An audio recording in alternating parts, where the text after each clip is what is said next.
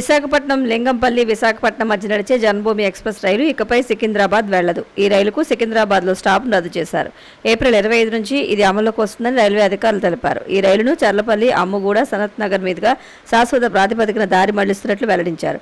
April 25 నుంచి జన్మభూమి సికింద్రాబాద్, బేగంపేట్ స్టేషన్ల వైపు వెళ్లదని అధికారులు తెలిపారు.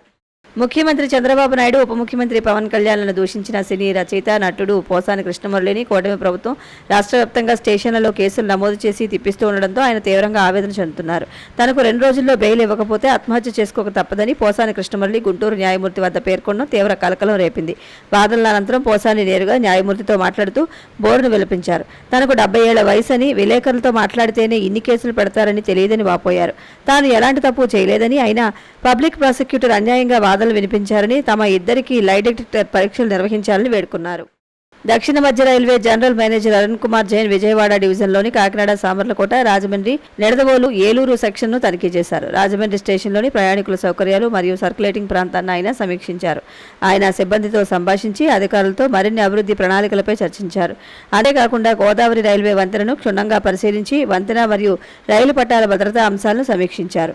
జనరల్ మేనేజర్ నిడదవోలు రైల్వే స్టేషన్కు వెళ్లి అమృత్ భారత్ స్టేషన్ పథకంలో భాగంగా స్టేషన్లో చేపట్టిన పునరాభివృద్ధి పనుల పురోగతిని సమీక్షించారు. ఈ తనిఖీ సమయంలో పలువురు ప్రజాప్రతినిధులు జనరల్ మేనేజర్ను కలుసుకుని తమ ప్రాంతానికి సంబంధించిన రైలు అభివృద్ధి పనులకు సంబంధించిన ప్రాతినిధ్యాలను సమర్పించారు. ఆయనతో పాటు Vijayawada divisional railway manager Narendra Patil మరియు ఇతర సీనియర్ అధికారులు ఉన్నారు. రాజమహేంద్రవరం ఆర్యపురం శ్రీకృష్ణ చైతన్య మిషన్ ఆశ్రమంలో రేపు శ్రీకృష్ణ చైతన్య మహాప్రభువుల 538 ఆవిర్భావ దినోత్సవం, ధ్వజస్తంభ పునఃప్రతిష్ఠ మహోత్సవం నిర్వహిస్తున్నట్లు ఆశ్రమ ఇన్ఛార్జి శ్రీపాద హరిదాసు బ్రహ్మచారి తెలిపారు. ఈ సందర్భంగా ఉదయం 5 గంటలకు నగర సంకీర్తన, 8 గంటలకు స్వామివారికి అభిషేకం, అర్చన శృంగార హారతి, 10 గంటలకు హోమం, పూర్ణాహుతి, ధ్వజస్తంభం పునఃప్రతిష్ఠ మహోత్సవం జరగనుందని ఒక ప్రకటనలో తెలిపారు. సాయంత్రం 6:30 నుంచి వర్తమాన ఆచార్య భక్తి కంకణ వనమహారాజ్చే మహాప్రభువుల లీలా ప్రవచనం, మహా అభిషేకం, 108 రకాల పిండి వంటలతో మహారాజభోగం, హారతి, హోలీ, తీర్థప్రసాద వితరణ జరుగుతాయని, భక్తులంతా కార్యక్రమాల్లో పాల్గొనాలని శ్రీపాద హరిదాసు బ్రహ్మచారి కోరారు. ఒడిశాలోని కోరాపుట్ జిల్లా బొరిగుమ్మ సమితిలోని పూజారీపుట్ పంచాయతీ కొండగూడ గ్రామంలో ఒక విచిత్ర సంఘటన చోటు చేసుకుంది. సాధారణంగా తమ భర్తలు మద్యం సేవించి తమను చిత్రహింసలకు గురిచేస్తున్నారని, ఇంటిని పట్టించుకోవడం లేదని మహిళలు తమ భర్తలపై ఫిర్యాదు చేయడం ప్రపంచవ్యాప్తంగా ఉన్న పద్ధతి.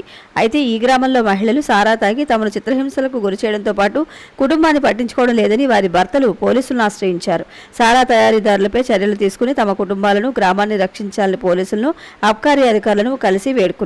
వారి ఫిర్యాదును స్వీకరించిన అధికారులు తగిన చర్యలు తీసుకుంటామని చెప్పారు.